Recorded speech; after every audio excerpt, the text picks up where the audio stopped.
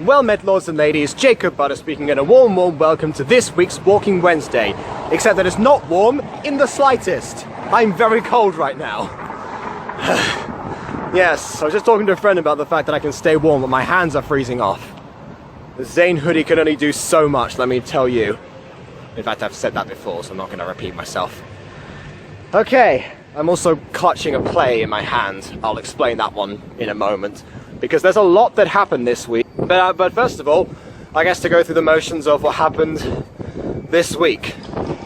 I guess I start off with college, usually an intro to script writing. What did we do this time? It doesn't stand out in my mind, actually. Well, I mean, we did watch The Artist. I mean, I watched The Artist that day with my friend Izzy, because we ended up watching part of it in class to show how you can do a script with no dialogue.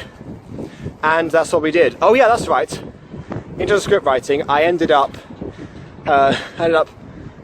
being slightly ahead because instead of adapting the monologue we did, or supposed to do for homework, I instead chose to start doing my own thing, because I've obviously doing gacha reviews, and I decided that because I'm planning to remake a gacha that someone else made, I should write the script for that, but have the first bit with no dialogue. So yes, potentially that's what's happening.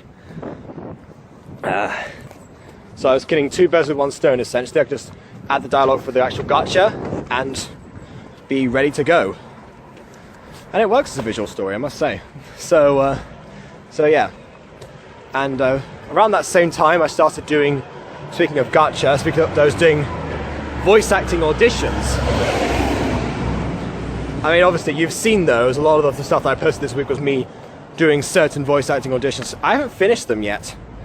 I just searched up gacha voice acting on YouTube one time, and I ended up finding something that was posted, I think maybe something like either 5 days or 2 weeks ago. I'm not sure which one it was, or at the time it was anyway. And I then decided, oh yeah, well, I'm going to submit an audition for all of the characters. So there's that. I also ended up seeing that people were casting for other things. So I decided, well, you know what? I am going to join their servers and carry on auditioning for them. And so I did. And actually one of them, the people from the other servers, has already given me a part. The others are still deciding. So you know what? It actually paid off in the end. I just went deeper down a rabbit hole and eventually ended up with a character. And hopefully I'll end up with more characters in the end, because obviously because of the amount of auditions I've done so far, one character would be slightly disappointing. And I'll be doing more theme songs actually. But it turns out Taming the Bad Boy, the sort of theme song I did for that one, went down so well with the creator that I know I could potentially turn that to something I do. Although I'm going to be working on a new song actually at some point. It's something else completely different. If you know what time of year it is, you can probably guess what that's going to be. Oh dear, the play is coming apart. I think it's I've torn one of the pages already. Every Simon Stevens script that I get, it always ends up tearing on me. I don't know what it is with good old Simon. Right, sorry. The play that I'm holding, I might as well tell you about it now. I was going to save that to the end because it happened just recently, but it's a Simon Stevens play. It's called Rage, and it's about a mad night in Manchester, as one does. So yeah, I've been kind of drafted into that because they were short on cast apparently. And because I'm not actually being assessed on this, this is something that the single honours people do on my course. I'm a dual honours, I'm not supposed to. But I guess, you know, a play is a play. So I got a text from one of my classmates, shout out to Lisha, and yeah, I thought, well, you know what, might as well give it a go. I'm not doing anything at the moment. I was going to finish off my voice acting auditions and start writing the song, but I can do those when I get back. I also had to do Walking Wednesday anyway, so what the heck. Yeah,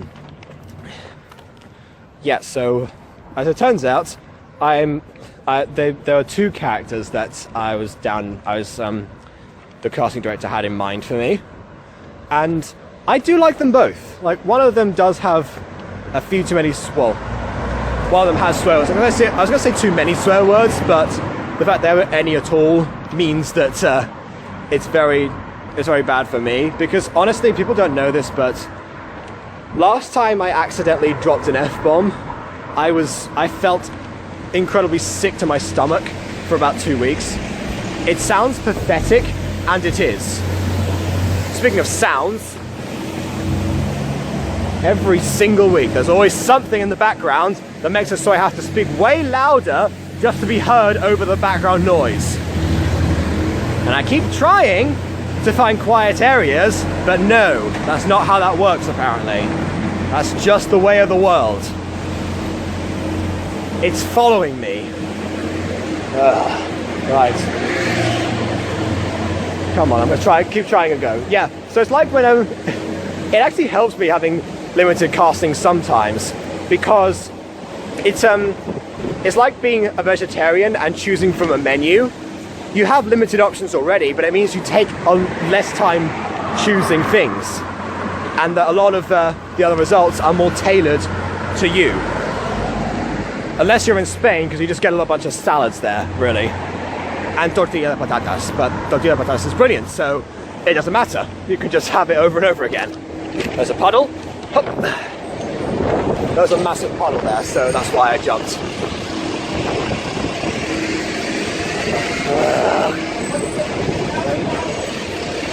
So much noise. Do I suit the city life? Potentially not. Right. Anyway, I'll go up this way. I just came down this road, and I'm going back up it. Just to get away from that machine. Kind of disrupted my idea of the new road, of a new path to tread. So, what else? Speaking of limited casting, that's one thing that I'm trying to do against in my voice acting. Because I've noticed, I've been doing voice acting now for a couple of years, but not really endeavoring too much into it. That's why I thought, you know what, I'm going to start doing gacha voice acting. Put myself out there, do a bit of networking, you know, see how things go. And like I said, things have been going well, but the point is, I'm trying out so many new voices so I can show that I'm a versatile voice actor. Because most of the parts that I've gotten so far, like Darren in Perfect World, Ian in Mystic Hills, and some of the things that I do for myself actually are mostly just my voice. Like my normal voice, or slightly different versions of that voice. For people like Matty Marwick, for example. Or even the Sir Nicanor's voice, which is certainly more down here. I don't know, they're all slight variations of me. So the fact that I landed Annie, who is very different to myself, is actually great. It's actually wonderful and reassuring. So yeah, I'm quite hopeful for that. And also that's the reason why if you've seen me from Lady Mania's content or from Yandere High School, then you'll know that I do a character with a heavy Spanish accent, or a varying Spanish accent, I guess you could say. And the reason that I do that is because, again, I'm trying to show how versatile I can be. Not to say that I can do accents, but that I can sound different. So, Federico isn't Ian. When Mania first proposed if I was to become part of Yandere High School, she first thought that I could just play Ian again. I could reprise my role, because she was going to add Leon, which is like the main male lead in most, if not all, of the roleplays. But as far as we've gone, Leon hasn't been around because of computer issues. I was going to say Chris, the voice actor, hasn't been around for computer issues. And Ian, well, I didn't want to be Ian again, because Ian is just my voice. honestly. He maybe is slightly more pompous than myself, but he is pretty much me in almost every way, so I didn't want to have him again. Yeah, it's not ideal. And so I tried Federico because he can sound much louder than myself and very different to what I sound like normally. Yeah, so that's why. And also, I just like his personality now. I've developed him into a very weird individual, considering that he's one of the only actual regular humans in the entire series. It's a very interesting juxtaposition there. And as far as that's concerned, some people have seen already that that Matty Ice Q has withdrawn himself from Maniac Studios. Reasons for that, he doesn't make clear. I kind of know the reasons. It was because they were falling out a lot. Sorry, I thought that was my screen was darkening. They were falling out a lot, and therefore it wasn't really working out. And a lot of the time he was bringing a lot of negativity to roleplays. I think the thing is that he took them a bit too seriously, because yes, you need to take roleplays seriously, but you need to be able to have fun as well. Oddly enough, I've been having the exact opposite problem with one of my co-workers recently, that they take things way too casually and don't put in the serious work that's involved in the idea that they themselves have proposed. That idea, of course, being Stromanoff University. So I don't know if this is going to come out before or after I publish the video about the casting call that I'm doing, but the gacha voice acting inspired me to make the auditions for certain projects public for the very first time. So that's what I'm going to do. Public auditions for the very first time, and have the general folk of the world see if they're interested in doing some Minecraft voice acting, because I'm sure that's a good market as well as gacha voice acting, I reckon. I will find out one way or the other if I'm right or not, and I'll just promote that in a bunch of servers and see if people want to show up. So yeah, a lot of the servers that I'm in now I've got self-promotion areas. So actually, it's brilliant. But yeah, but we try to make an executive decision about what we're going to do, because I do so many projects at once that I think if Stromanoff University is going to be taken off in the way that it kind of is now production-wise, they should have the same focus or similar focus to the Mutant Girl and the other projects that go on in the background. So things like Enceladus or Alien Baroness, things like that. So that's why I haven't done anything in terms of those.